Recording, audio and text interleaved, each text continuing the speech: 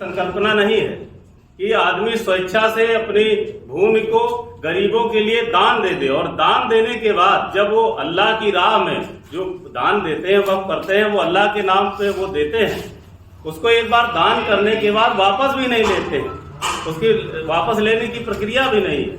लेकिन जो नियत थी वो गरीबों को फायदा पहुंचाने के लिए, उससे कहीं न कहीं ये जो इस वक्त की जमीन पर कब्जा करने वाले लोग हैं उन्होंने प्रभावित किया है।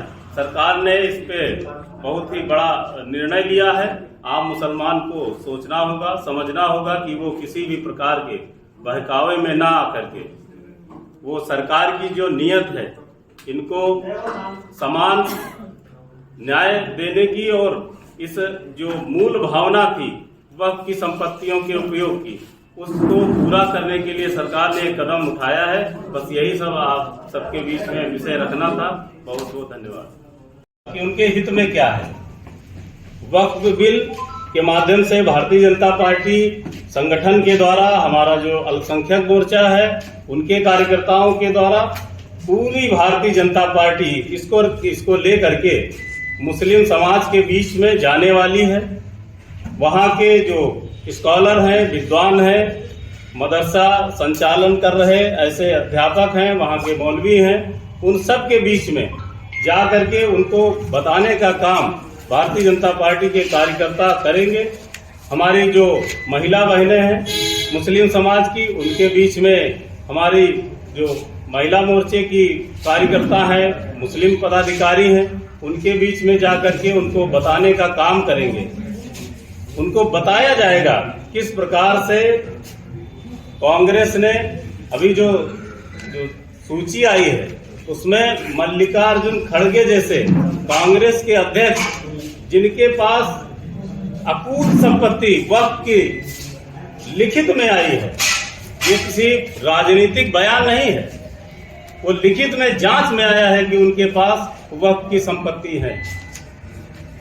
तमाम वो लोग जो इससे प्रभावित हुए हैं, ऐसे बड़े नेता वही आम मुसलमान को बरगलाने का काम कर रहे हैं।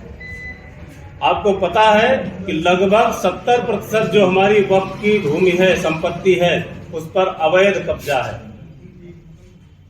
अभी जैसा आपने पूर्व में बताया कि वो वही लोग हैं जो गरीब मुसलमान को कब्जे में किए हैं। इसके साथ है वक्फ भूमि जो समुदाय की सेवा के लिए आरक्षित थी, कुछ चुनिंदा लोगों के लिए एक निजी व्यापार का एक साधन बन के रह गई।